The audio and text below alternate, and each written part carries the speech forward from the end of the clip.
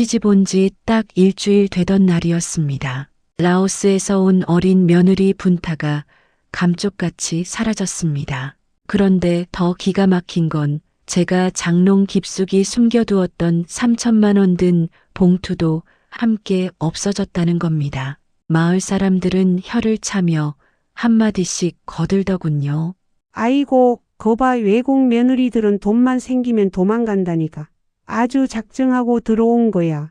하지만 저는 그날 아침을 잊을 수가 없습니다. 며느리가 마지막으로 차려놓고 간 밥상 말입니다. 도망갈 사람이 그렇게 정성껏 시어머니 입맛에 딱 맞는 된장찌개를 끓여놓을 수 있을까요? 저는 그날부터 아들도 모르게 하나씩 확인해 보기로 했습니다. 도대체 그 돈은 어디로 갔으며 내 며느리는 어디로 사라진 건지 말입니다. 이야기는 한 달 전으로 거슬러 올라갑니다. 제 아들 민수는 40이 넘도록 장가를 못 가고 제 속을 태웠습니다. 그러다 어느 날 라오스에서 결혼하겠다고 선언하더군요. 한국 여자는 만나보지도 않았다는 말에 가슴이 덜컥했지만 요즘 세상에 국제결혼이 흠도 아니니 기쁘게 수락했습니다. 며칠 뒤 아들이 보여준 사진 속 분타는 수줍게 웃고 있는 참 맑은 아이였습니다. 25, 꽃다운 나이였죠. 일주일 뒤 아들이 분타와 함께 공항 입국장으로 들어오는데 제 가슴이 찡했습니다. 사진보다 훨씬 마른 몸에 사람들과 눈도 제대로 맞추지 못하고 바들바들 떨고 있더군요. 그 모습이 꼭 길 잃은 어린아이 같았습니다. 제가 다가가 며느리의 손을 꽉 잡았습니다. 그런데 손이 얼음장처럼 차가웠습니다. 분타야, 고생 많았다. 집으로 오는 차 안에서도 며느리는 넋이 나간 사람처럼 창밖만 멍하니 봤습니다. 옆에 앉은 아들은 다정하게 말을 걸기는커녕 어디 가지 말고 가만히 있어라며 툭 내뱉더군요. 피곤해서 그런가 보다. 그때는 그렇게만 생각했습니다. 집에 도착하자마자 며느리는 짐을 풀러 방으로 들어갔습니다. 저는 첫 저녁이라도 잘 먹이고 싶어 부엌에서 감자를 깎고 있었죠. 그런데 쉬라고 해도 며느리가 굳이 부엌으로 나오더군요. 말도 안 통하는 아이가 제 옆에 서서 서투른 솜씨로 일을 돕는데 손놀림이 참 익숙했습니다. 고향에서도 참 고생을 많이 했겠구나 싶어 마음이 짠해졌습니다.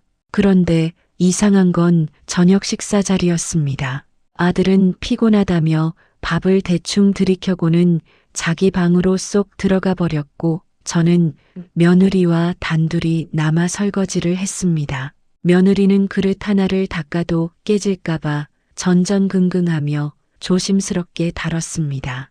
그 뒷모습을 보는데 왠지 모를 서글픔이 느껴지더군요. 그날 밤 저는 잠을 이룰 수 없었습니다. 공항에서 잡았던 그 아이의 차가웠던 손, 그 서늘한 감촉이 자꾸만 제 마음을 짓눌렀습니다.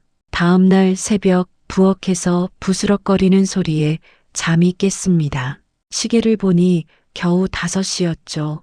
거실로 나가보니 며느리가 그 어두컴컴한 곳에서 불도 켜지 않은 채 밥을 하고 있었습니다. 제가 불을 켜자 분타는 마치 죄라도 지은 사람처럼 소스라치게 놀라더군요. 괜찮다. 분타야, 내가 놀라게 했니? 제 말에 며느리는 말없이 고개를 푹 숙였습니다. 우리는 함께 아침을 준비했습니다. 그런데 며느리가 반찬 하나하나를 조심스레 맛을 보더군요. 혹시나 제 입에 맵지는 않을까 하나하나 확인하는 그 마음이 참 예뻐 보였습니다. 아침을 먹고 나면 분타는 쉬지도 않고 마당을 쓸었습니다. 구석진 곳까지 어찌나 깨끗하게 치우는지 제가 고맙다고 말하니 그제야 수줍게 미소를 지어 보였습니다. 한국에 온 뒤로 처음 본 미소였어요. 그렇게 사흘째 되던 날이었습니다. 집안에만 갇혀있는 아이가 가여워 제가 외출을 제안했습니다. 분타야, 어머니랑 동네 슈퍼 좀 갈까? 며느리는 잠시 망설이더니 고개를 끄덕였습니다. 그런데 슈퍼로 가는 내내 분타는 마치 쫓기는 사람처럼 주위를 계속 살폈습니다. 누군가 자기를 지켜보고 있다는 듯이 말이죠. 슈퍼에 도착해서 제가 먹고 싶은 과자를 마음껏 고르라고 했지만 분타는 그 어떤 것도 손에 짚지 않았습니다. 계산을 마치고 나오는데 아이가 자꾸 뒤를 돌아봤습니다. 슈퍼 안을 확인하는 건지 아니면 누군가를 찾는 건지 그 눈동자에는 두려움이 가득했습니다. 집으로 돌아오는 길 분타가 아주 작고 서툰 목소리로 말했습니다. 고맙습니다, 엄마. 한국말이었습니다. 비록 서툴렀지만 저를 엄마라고 부르는 그 목소리가 어찌나 따뜻하던지요. 여전히 그 손은 차가웠지만 저는 그 아이의 진심을 느낄 수 있었습니다. 그날 밤 제가 아들에게 슬쩍 물었습니다. 민수야, 분타가 좀 이상하구나. 어디 아픈 건 아니냐? 그러자 아들은 귀찮다는 듯이 툭 내뱉더군요. 적응 중이라 그래요. 엄마는 신경 쓰지 마세요. 그런데 나흘째 되던 날 사건이 터졌습니다. 분타가 작은 가방 하나를 들고 현관을 나서려던 걸 제가 발견한 겁니다. 어디 가느냐고 물어도 대답 없이 문 앞에만 서 있던 그때 자고 있던 아들이 튀어나왔습니다. 너 어디 가려고 그래? 아들은 분타의 가방을 뺐듯이 낚아챘습니다. 분타는 아무 저항도 못하고 그대로 방으로 들어갔고 아들은 씩씩거리며 제게 소리쳤습니다. 엄마, 얘 자꾸 밖으로 돌게 하지 마세요. 길이라도 잃으면 어떡하려고 그래요? 단순히 걱정하는 목소리가 아니었습니다. 무언가를 감시하고 통제하려는 서슬퍼런 기운이 느껴졌죠. 그날 이후 며느리는 더 조용해졌습니다. 매일 아침 차리던 밥상 소리도 멈췄고 그 맑았던 미소도 사라졌습니다. 오직 분타의 방에서는 억눌린 울음소리만 새어나왔습니다. 엿새째 되던 날 저녁이었습니다. 저는 장롱을 정리하다가 맨 아래 서랍 깊숙이 넣어둔 하얀 봉투를 꺼내 보았습니다. 남편이 죽기 전 제게 마지막으로 남겨준 3천만 원이었습니다. 이 돈 분타에게 줘야겠다. 낯선 땅에 와서 고생하는 며느리에게 결혼 선물로 줄 생각이었습니다. 하지만 그날은 왠지 기회가 닿지 않아 다시 깊숙이 넣어두고 잠을 청했습니다. 그게 마지막 기회가 될 줄은 꿈에도 모른 채 말이죠. 다음 날 아침 집안은 무서울 정도로 고요했습니다. 매일 새벽 부엌을 채우던 도마 소리도 물 끓는 소리도 들리지 않았습니다. 불길한 예감에 며느리 방 문을 열었을 때 제 눈앞에 펼쳐진 풍경은 믿기지 않았습니다. 방은 깨끗하게 비어 있었습니다. 이불은 각을 맞춰 개어져 있었고 마치 처음부터 아무도 없었던 방처럼 정갈했습니다. 하지만 이상했습니다. 옷장을 열어보니 옷은 그대로였고 여권과 핸드폰조차 책상 위에 덩그러니 놓여 있었습니다. 몸만 쏙 빠져나간 것 같았죠. 민수야, 분타가 없다. 분타가 안 보여. 자고 있던 아들을 흔들어 깨웠습니다. 그런데 아들의 반응이 이상했습니다. 놀라기는커녕 짜증 섞인 한숨을 푹 내쉬더군요. 아들은 곧장 며느리의 방으로 들어가 서랍을 뒤지더니 제가 열어보지도 않은 장롱 서랍으로 손을 뻗었습니다. 없어. 봉투가 없어졌어. 아들이 소리쳤습니다. 제 3천만 원이 사라졌다는 겁니다. 엄마, 그 돈 며느리가 가져간 거야. 내가 말했지? 외국 여자들 믿지 말라고. 저는 머리를 얻어맞은 기분이었습니다. 며느리는 제가 장롱 어디에 돈을 뒀는지 알지도 못했습니다. 그런데 어떻게 그 돈만 쏙 빼서 사라졌단 말인가요? 경찰에 신고하겠다는 아들을 겨우 말려두고 저는 다시 며느리의 빈 방으로 들어갔습니다. 분명 뭔가 있을 것 같았습니다. 책상을 샅샅이 뒤지던 제 손에 작은 수첩 하나가 걸려 나왔습니다. 펼쳐보니 라오스 글자와 비뚤비뚤한 한국어가 섞여 있었습니다. 첫 페이지 날짜 옆엔 이렇게 적혀 있더군요. 오늘도 못 나감. 다음 페이지엔 전화 안 됨. 그 다음엔 말 못함. 마치 누군가에게 감시당하는 수감자의 일기 같았습니다. 수첩 뒷장엔 우리 집 구조가 그려져 있었는데 출입구마다 아주 진하고 굵은 동그라미가 쳐져 있었습니다. 그건 나가는 통로가 아니라 자신을 가두는 빗장처럼 그려져 있었습니다. 이게 뭐야? 도망친 게 아니라 갇혀 있었던 거야? 가슴이 방망이질 쳤습니다. 저는 수첩을 들고 거실로 나갔습니다. 밖에서 며느리를 찾는 척하다 돌아온 아들에게 수첩을 보여주며 따져 물었습니다. 민수야, 분타가 왜 여기 못 나감이라고 써놨니? 너 얘한테 무슨 짓 했어?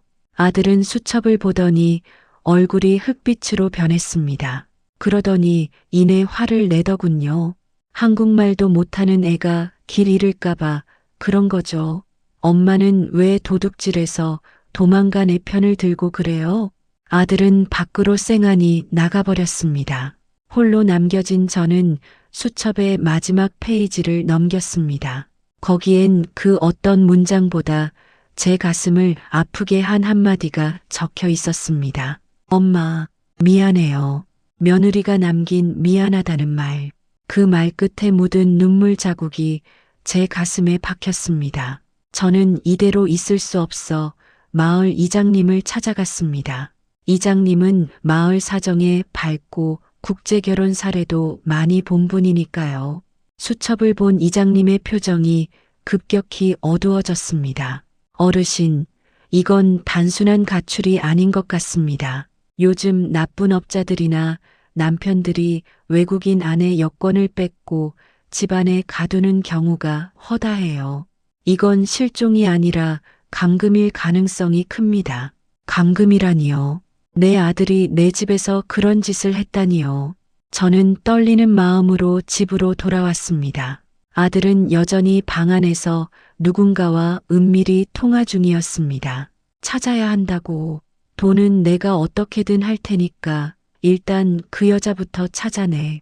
아들의 목소리는 평소 제가 알던 착한 아들의 목소리가 아니었습니다. 무언가에 쫓기는 듯한 괴물의 목소리였죠. 저는 거실 한 구석에 놓인 며느리의 핸드폰을 집어들었습니다. 아들이 왜 이건 안 챙겼을까 싶었지만 잠금조차 걸려있지 않은 화면이 금방 켜졌습니다.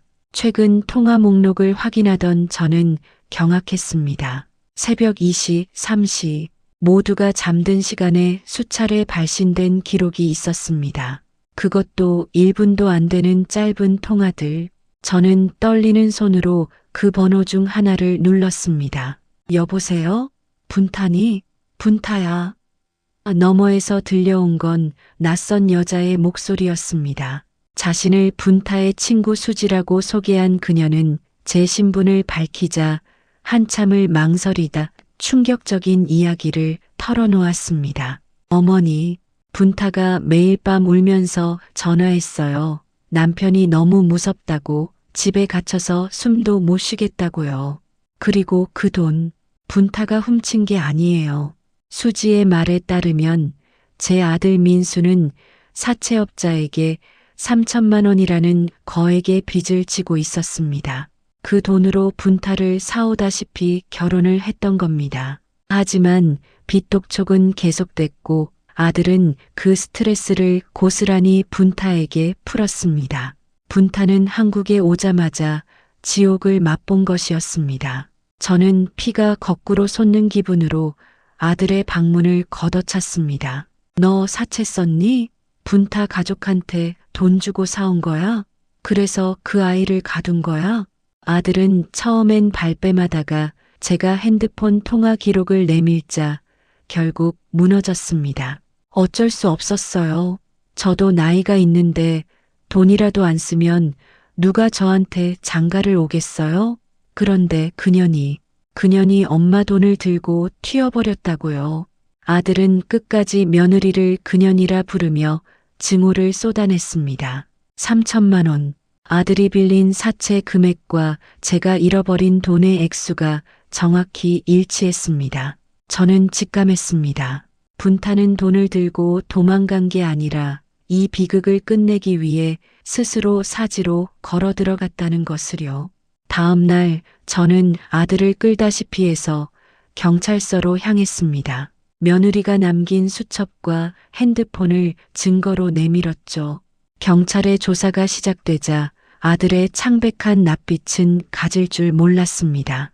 어르신, 며느님이 계신 곳을 찾았습니다. 외국인 여성 쉼터에 보호 중이시네요.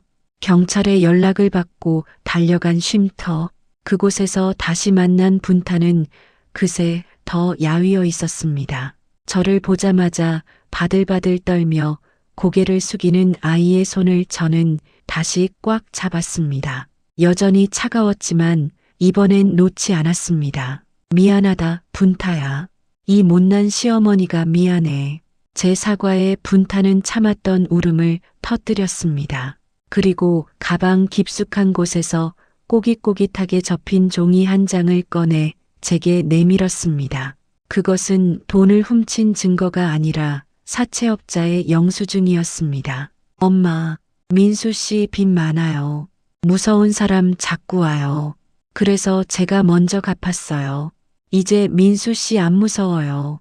천지개벽할 소리였습니다. 분타는 제 장롱 속 돈이 아들의 빚을 갚기 위한 유일한 방법이라 생각했던 겁니다. 새벽마다 사채업자에게 전화를 걸어 위치를 물었고 혼자 택시를 타고 그 험한 곳을 찾아가 아들의 빚 3천만 원을 모두 변제했습니다.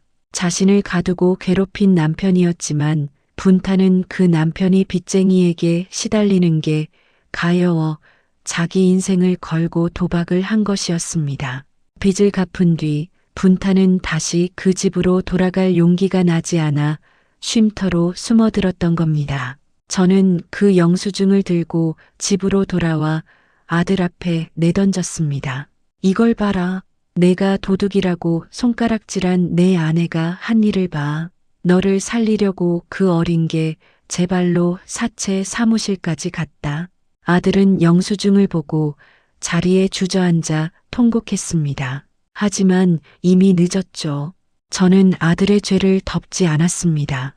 감금과 폭행에 대한 증언을 마쳤고 아들은 법의 심판을 받게 되었습니다.